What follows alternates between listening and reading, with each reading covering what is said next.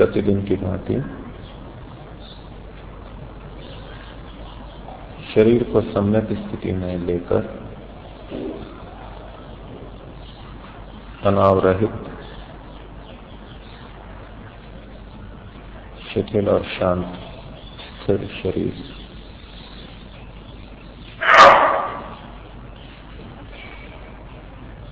मन को धारणा स्थल पर लगाकर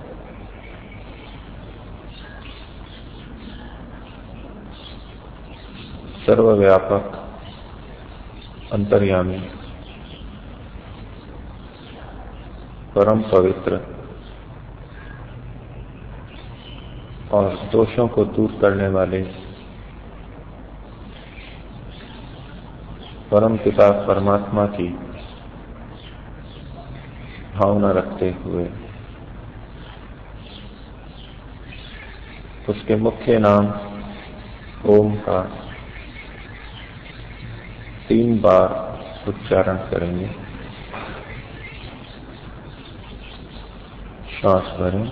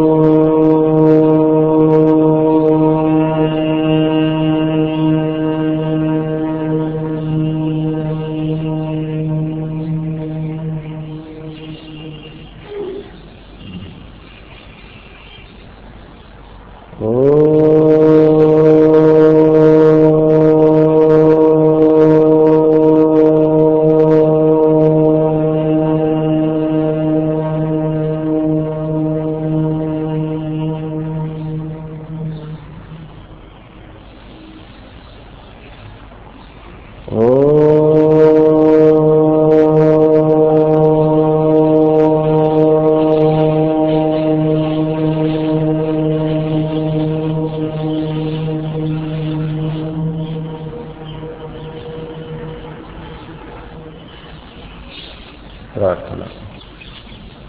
प्राप्त हो श्रद्धा व संयम उपनिषद द्वारा, प्राप्त हो श्रद्धा व संयम उपनिषद द्वारा, लक्ष्य हो साकार वैदिक ध्यान के द्वारा, लक्ष्य हो साकार वैदिक ध्यान के द्वारा, प्राप्त हो श्रद्धा व संयम उपनिषद द्वारा, प्राप्त हो श्रद्धा व संयम उपनिषद द्वारा, करके यम नियमों का पालन शुद्ध हम बन जाएं, शुद्ध हम बन जाएं, करके यम नियमों का पालन शुद्ध हम बन जाएं, शुद्ध हम बन जाएं, शुद्ध हो करके लगाएं और गहरा ध्यान, और गहरा ध्यान, शुद्ध हो करके लगाएं और गहरा ध्यान, और गहरा ध्यान, ध्यान में फिर हो समर्पण उस प्रभु के द्वार, ध्यान में फिर हो समर्पण उस प्रभु के द्वार, प्राप्त हो श्रद्धा व संयम उपनिषद द्वारा, प्राप्त हो श्रद्धा व संयम उपनिषद द्वारा, समुपस्थित धर्म प्रेमी सज्जनों, मातृशक्ति, ब्रह्मचारी गण, पिछले दिनों हमने ईशोपनिषद इस सबसे मुख्य और प्रथम उपनिषद को लेकर उसके मंत्रों को समझने का प्रयास किया। उपनिषदों में जो 11 उपनिषद हैं, मुख्य वैदिक 11 उपनिषद, उनमें दूसरी उपनिषद है केनोपनिषद।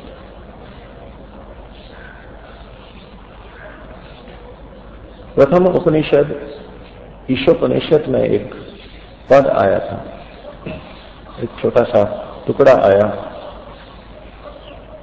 नैन देवा आपनुवन पूर्वमर्षत्। नैन देवा आपनुवन, देव अर्थात इंद्रियां, चाहे वो ज्ञानेन्द्रियां हो, कर्मेंद्रियां हो या अंतःकरण हो, आंतरिक इंद्रियां हो, ये सब देव कहलाते हैं। और ये देव जिसको कभी पा नहीं सके, जिस परमात्मा को ये देव कभी पा नहीं सके, नैन देवा आपको नहीं।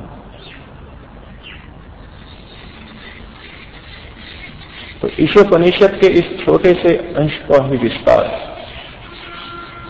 केनोपनिषद के अंदर है। इसी विषय को और अच्छे ढंग से समझाते हुए और प्रसंगवशात कुछ और विषय भी रखे गए हैं।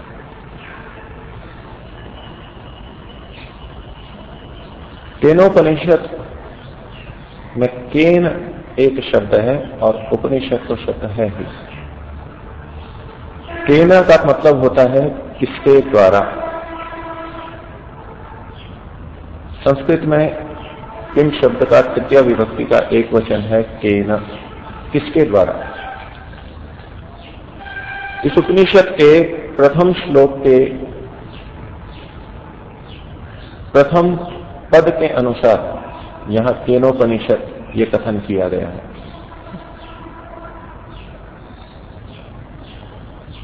श्लोक का पहला पद केन है, इसलिए इसको केनोपनिषद नाम से कहा गया। ये केनोपनिषद सामवेद की एक शाखा का अंश है।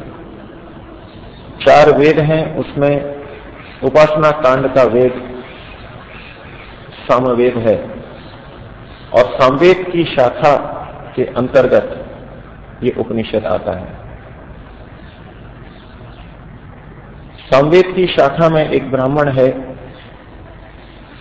जैमिनीय ब्राह्मण, एक आरण्यक है, उसका 9वां अध्याय ये केनोपनिषद है। ये जो उपनिषद है जितनी भी हैं, ये स्वतंत्र ग्रंथ न होकर ब्राह्मणों के, आरण्यक के भाग हैं। वहां से विभिन्न विशिष्ट आध्यात्मिक अध्यायों को, प्रकरणों को उठा करके अलग से प्रस्तुत किया गया। यही उपनिषद के रूप में आज हमारे सामने है। जिस प्रकार से गीता एक स्वतंत्र ग्रंथ नहीं होकर महाभारत का ही एक अंश है, लेकिन वहां से उठाकर विशेष रूप से प्रस्तुत किया गया एक अलग पुस्तक के रूप में, उसी तरह से ये उपनिषद भी ब्राह्मणों, आरण्यकों के अंश हैं, वहीं से लिए गए हैं। तो ये जो दूसरा उपनिषद है केनोपनिषद, सामवेद की शाखा, जैमिनीय शाखा का ब्राह्मण ग्रंथ का अंश है। अनेक इसको तवलकार शाखा का भी मानते हैं। तवलकार नाम के एक ऋषि हुए, तवलकार, उनके द्वारा इसकी रचना हुई, इसलिए इस उपनिषद को तवलकारोपनिषद भी कहा जाता है, तवलकार उपनिषद कहा जाता है। केन शब्द से प्रारंभ होने के कारण केनोपनिषद और तवलकार नाम के ऋषि के द्वारा प्रस्तुत किया जाने के कारण इसको तवलकारोपनिषद कहा जाता है।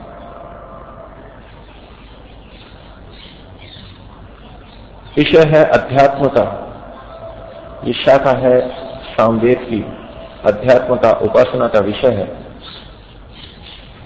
और उपासना के विषय में सर्वप्रथम जो शब्द प्रस्तुत किया गया वो केन है, किसके द्वारा? प्रश्न उठाया जा रहा है। इन दिनों जो हम वेद का स्वाध्याय कर रहे हैं, यजुर्वेद का 23वां अध्याय, उसमें भी अनेक मंत्र क्रमशः आ रहे हैं जहां विविध प्रश्न उठाए जा रहे हैं और उन प्रश्नों का समाधान किया जा रहा है। न जाने कब से मध्यकाल में ये विचारधारा चल पड़ी कि धर्म और अध्यात्म के क्षेत्र में प्रश्न नहीं करना चाहिए। ये प्रश्न भौतिक स्तर पर होते हैं, बुद्धि के स्तर पर होते हैं, इनका अध्यात्म में क्या काम है? और जो कोई प्रश्न करता तो उसको कुबुद्धि या दुर्बुद्धि या वितर्क करने वाला कह दिया जाता है और उसको हे समझा जाता है। लेकिन हमारी वैदिक परंपरा, प्राचीन परंपरा ये नहीं है। आज जिस रूप में अध्यात्म और धर्म को प्रस्तुत कर दिया गया, वहां उसको विज्ञान से बिल्कुल हटा दिया गया और ये क्या, क्यों, कैसे के प्रश्न विज्ञान के क्षेत्र के लिए रख दिए गए और अध्यात्म में तो बस श्रद्धा और स्वीकार्य जो कह दिया गया उसको ज्यों का तुम स्वीकार कर लो। कोई वितर्क, कोई प्रश्न, कोई जिज्ञासा मत उठाओ, ऐसा चल पड़ा। लेकिन विज्ञान का प्रभाव है, लोग बात विज्ञान को पढ़ रहे हैं तो फलतः प्रश्न उठते हैं और आज का जो उपदेशक वर्ग है वो भी परिवर्तित हो रहा है। जो कभी प्रश्न उठाने को निंदित समझता था, आज वो भी प्रश्न उठा करके कुछ उत्तर देने लगे हैं और श्रोताओं से भी प्रश्न पूछने लगे हैं, उनको प्रश्न पूछने का अवसर देने लगे हैं। ये विज्ञान का सुप्रभाव आ रहा है और ये वस्तुतः हम वैदिक संस्कृति धारा की तरफ ही जा रहे हैं। तो एक अध्यात्म के विषय को केन इस प्रश्न के द्वारा उठाया जा रहा है। किसके द्वारा? विज्ञान में भी प्रश्न उठाए जाते हैं, ये क्या है, क्यों है, कैसे है, और क्या, क्यों, कैसे, इन प्रश्नों के आधार पर ही, कब और कहां, इन प्रश्नों के आधार पर ही सारा विज्ञान विकसित हुआ है। ये कब होता है, कहां होता है, किस परिस्थिति में होता है। लेकिन विज्ञान में किसके द्वारा इस प्रश्न की चर्चा नहीं की जाती। वो ये तो सोचेंगे कि ये संसार क्यों बना, क्यों की भी चर्चा बहुत कम होती है। ये संसार क्या है, कैसे है, कारण कार्य संबंध क्या है, लेकिन इसका प्रयोजन क्या है, क्यों बना है, इसकी चर्चा भी कम है। और किसके द्वारा बना है, इसकी चर्चा तो नगण्य प्राय है। कुछ वैज्ञानिक इस पर चर्चा करते भी हैं तो आगे वो बढ़ नहीं सकते। इसका कारण ये उपनिषद आगे बताएगा। केनोपनिषद में इसकी भी चर्चा की गई है। विज्ञान जिन यंत्रों को आधार लेकर के चलता है, जिनको प्रमाण मानता है, उनके द्वारा उस परमपिता परमात्मा को नहीं जाना जा सकता, क्योंकि वो इंद्रियातीत है। जितने भी उपकरण हैं वो इंद्रियों के ही विस्तार हैं, ज्ञानेन्द्रियों के ही विस्तार हैं, ज्ञानेन्द्रियों की क्षमता को ही बढ़ाते हैं। लेकिन परमात्मा इन इंद्रियों से परे है, इंद्रिय गम्य नहीं है। इसलिए इनके जितने भी यंत्र हैं उससे परमात्मा का आभास नहीं होता या नहीं हो सकता। तो कुछ वैज्ञानिकों ने इसमें प्रयास किया भी होगा, लेकिन अपनी सीमा को देखते हुए इस प्रश्न को उठाना ही छोड़ दिया। बहुत से लोग एक वाक्य बोलते हैं कि जहां विज्ञान समाप्त होता है वहां अध्यात्म प्रारंभ होता है। जहां विज्ञान समाप्त होता है वहां दर्शन, धर्म, अध्यात्म प्रारंभ होता है। यद्यपि वैदिक धर्म के अंदर, वैदिक दर्शनों के अंदर क्या, क्यों, कैसे के भी प्रश्न उठाए हैं और उनका समाधान किया है, ये सभी चीजें उसमें आती हैं। लेकिन जब हम अध्यात्म में प्रवेश करते हैं तो वहां क्या, क्यों, कैसे के प्रश्न थोड़े हल्के पड़ जाते हैं और किसके द्वारा ये प्रश्न अधिक उभर के आता है। और उसी को इस उपनिषद में प्रारंभ किया गया, इसीलिए इसको केनोपनिषद कहा गया। तो अपने मन से ये विचारधारा तो हमें हटा देनी चाहिए कि अध्यात्म के क्षेत्र में हमें प्रश्न नहीं करने हैं। प्रश्न अवश्य करने हैं। इन प्रश्नों को करके, समाधान पा करके ही हम आगे बढ़ सकते हैं और पूरी दृढ़ता से बढ़ सकते हैं। बिना प्रश्न किए, बिना उनका समाधान पाए हम आगे नहीं बढ़ सकते, दृढ़ नहीं हो सकते। जो व्यक्ति स्थूल रूप से अध्यात्म में चल रहा है, सुन रहा है, उसको प्रश्न नहीं उठेंगे।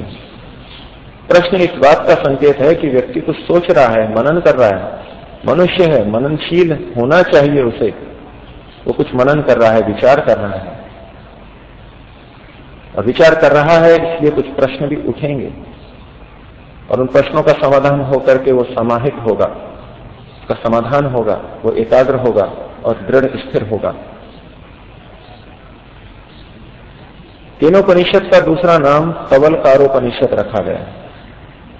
तवलकार ऋषि के द्वारा इसको कहा गया है। तवलकार इस शब्द का क्या अर्थ है? तवल और कार, जैसे कि कुंभकार होता है, कुंभ को बनाने वाला जो करता है उसे कार बोलते हैं।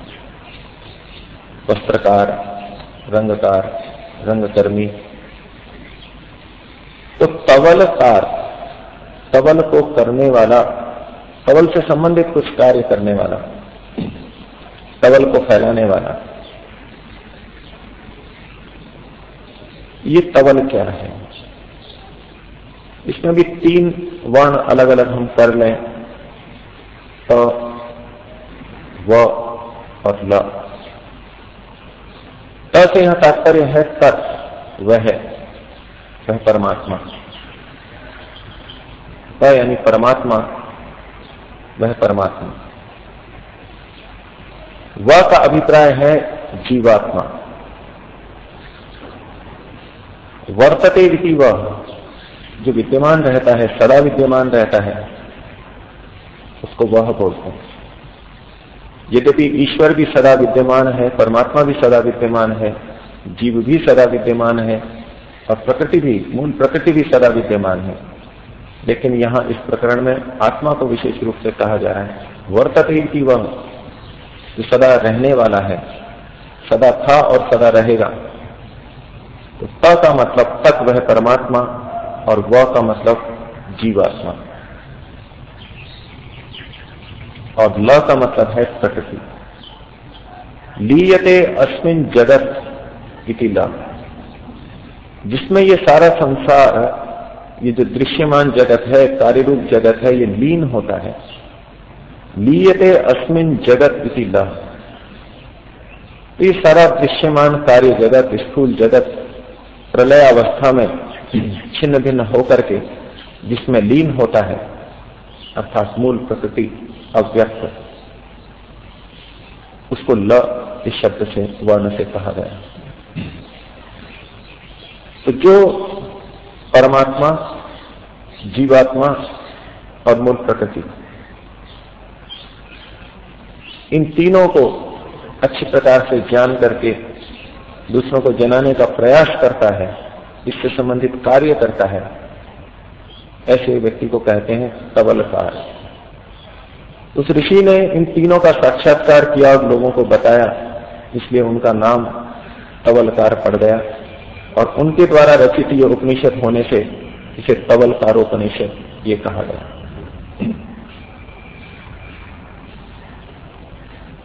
इस उपनिषद में नैनद देवा आपनुवन देव इस इंद्रियां इस परमात्मा को कहीं पा नहीं सकते, इसका पार नहीं पा सकते, इसका साक्षात्कार नहीं कर सकते।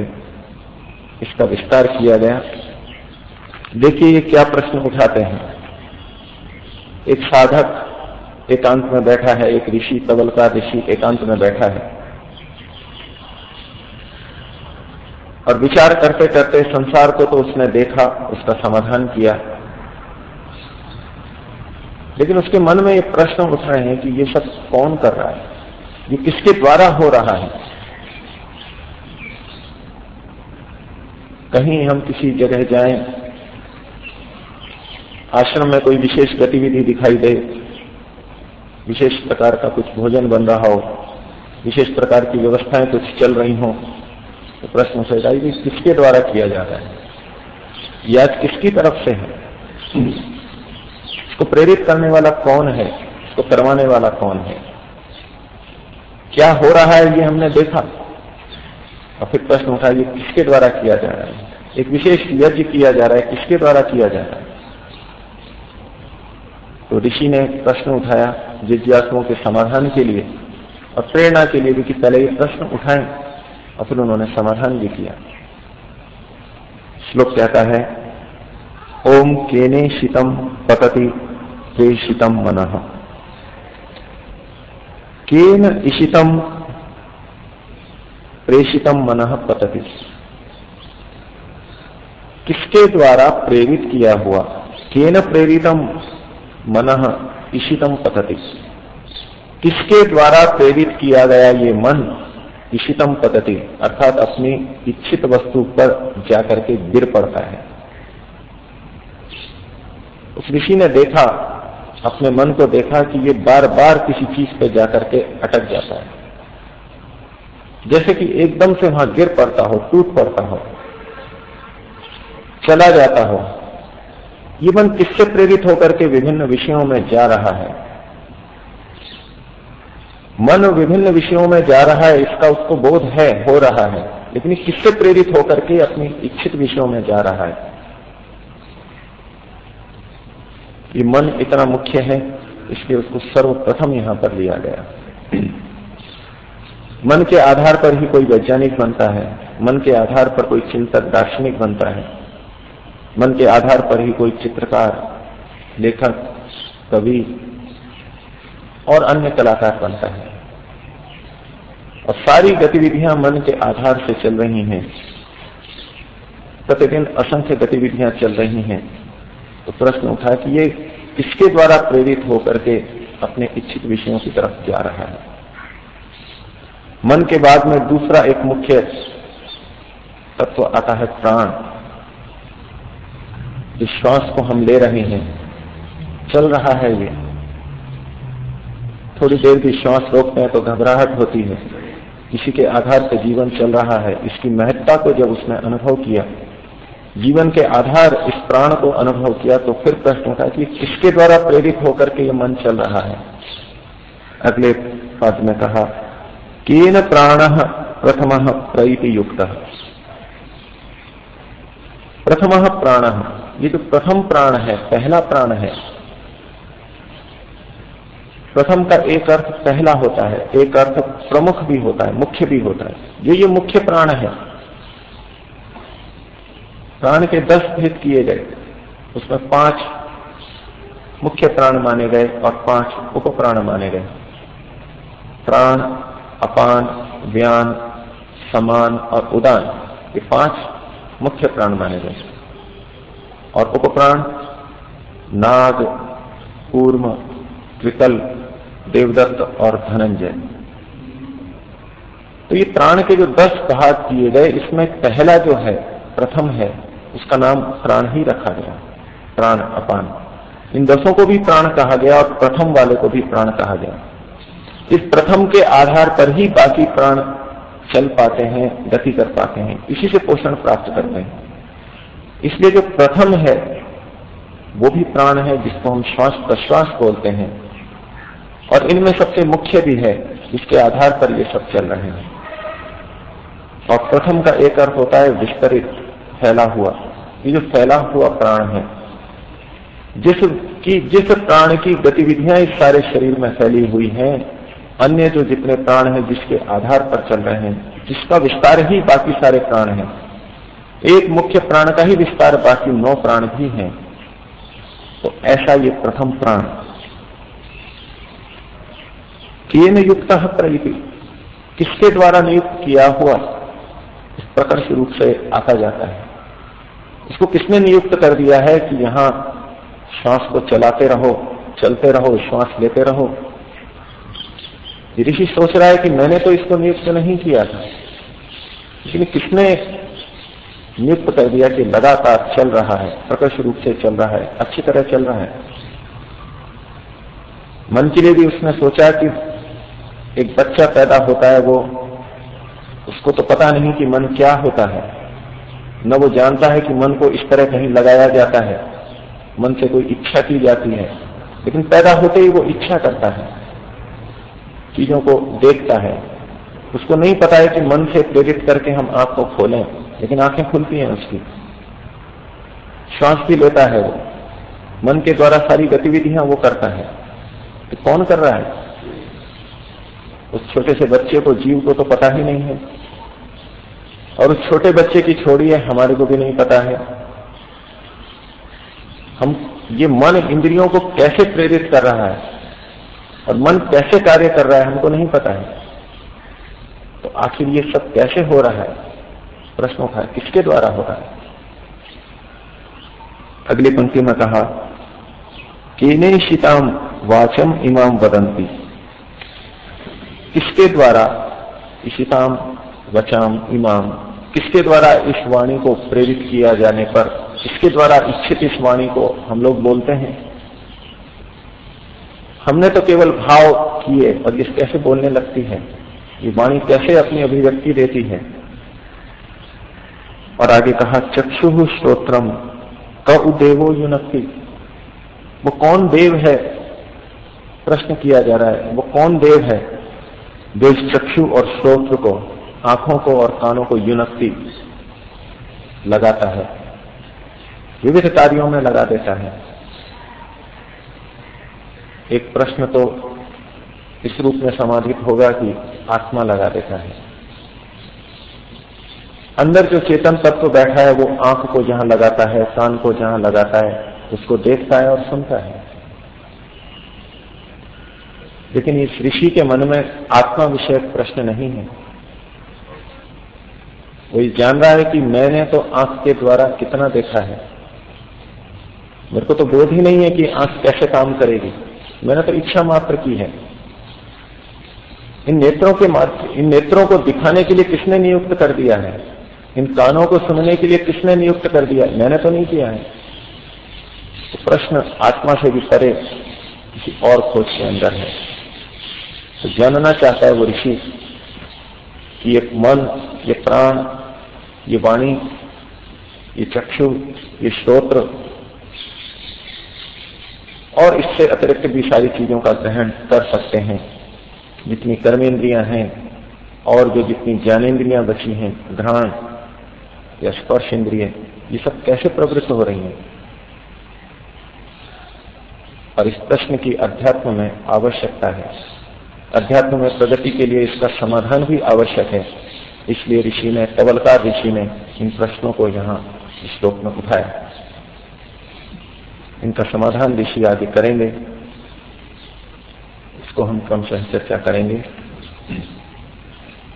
आज का विषय यहीं समाप्त करते हैं। 3 बार ओम का उच्चारण करेंगे, ईश्वर से प्रार्थना करेंगे इस अध्यात्म मार्ग में चलते हुए अपने अंदर उत्पन्न होने वाली सहज जिज्ञासाओं को, प्रश्नों को मैं रोकूं नहीं, दबाऊं नहीं, उन प्रश्नों को अभिव्यक्त करूं, पूछूं और उनका समाधान प्राप्त करूं। 3 बार ओम का उच्चारण। ओ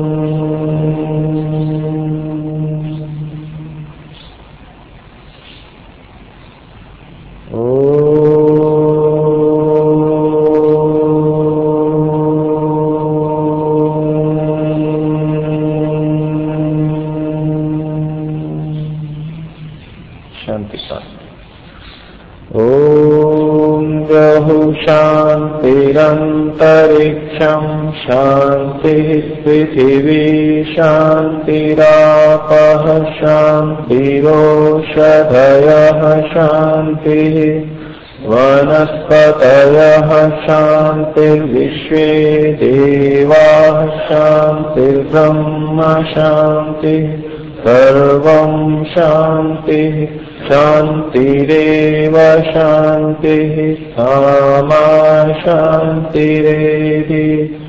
ओम शांति शांति शांति। वैदिक धर्म की जय जय हो जय हो जय हो पालन हो।